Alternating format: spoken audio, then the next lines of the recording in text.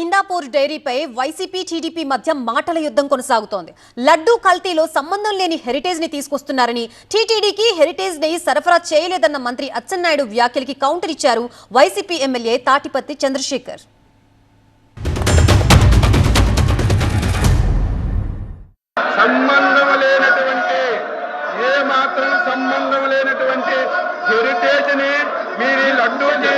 Connection చేయాలని మీరు పడుతున్నటువంటి తాపత్రం చూస్తుంటే మాకు నవ్వుతుంది అధ్యక్ష. పక్కదారి పట్టించాలని మొత్తం ఇందులో మునిగిపోయారు. యావత్ హిందూ సమాజం దేశం చీకొడుతుంది. దీన్ని డైవర్ట్ చేయడానికి సంబంధం లేనటువంటి ఈ రోజు హెరిటేజ్ తీసుకొచ్చారు అధ్యక్ష. హెరిటేజ్ కి తిరుమల తిరుపతి లడ్డూకి సంబంధం ఏంటి అధ్యక్ష? ఇది ఇందాపూర్కి సంబంధించినటువంటి ప్యాకెట్. దీని ముందు పేరేముందండి? ఇందాపూర్తో సంబంధం లేదన్నారు కదా.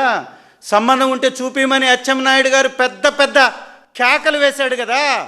అయ్యా అచ్చెన్నాయుడు, నోరేసుకొని పెద్ద పెద్దగా మాట్లాడడం కాదు. ఇది నీ బ్రాండ్ హెరిటేజ్. దీని వెనక్కి తిప్పి చూస్తే Indapur manufacturing company, manufacturing unit ఏది? ఇది ఇందాపూర్. ఇది మీ భాగోతం. చర్చించడానికి దమ్ము లేక, చర్చించే ధైర్యం లేక, సత్తా లేక కౌన్సిల్ నుంచి పారిపోయి వాయిదా వేశారు. సమస్య అనేది నెయ్యి అమ్మే సందర్భాలు లేవు అధ్యక్ష. టీటీడీ కానీ ఇతర సంస్థలు కానీ నెయ్యి అమ్మే సందర్భాలు లేవు. లేనటువంటి అధ్యక్ష, సంబంధం లేని ఇష్యూని తీసుకొచ్చి మీరు ఈ రకంగా బ్లేమ్ చేయడం చాలా దుర్మార్గం. ఇది హెరిటేజ్ నెయ్యి వారి యొక్క షాప్లోనే కొనుక్కొచ్చాం. ఈ స్టిక్కర్లో ఈ కింద రౌండ్ ఆఫ్ చేశాం. బీ క్యారోటిన్ వారు చెప్పినటువంటి నిక్షేపాలు ఉన్నటువంటి కెమికల్.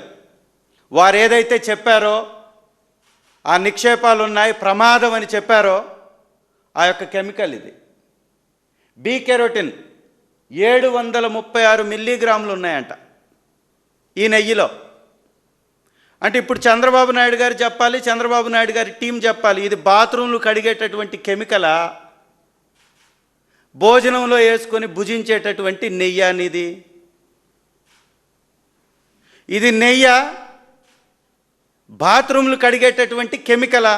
ఈ ఇందాపూర్ డైరీ దాదాపు 2014 చంద్రబాబు నాయుడు గారి అధికారంలోకి వచ్చినప్పటి నుంచి బిడ్ వేస్తూనే ఉంది.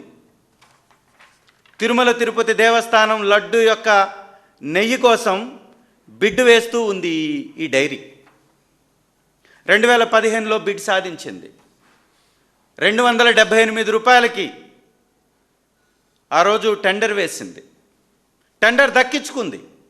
278 రూపాయలకి కంపెనీ సప్లై చేసింది ఇందాపూర్ డైరీ. ఇదే కంపెనీ మళ్ళీ 2016లో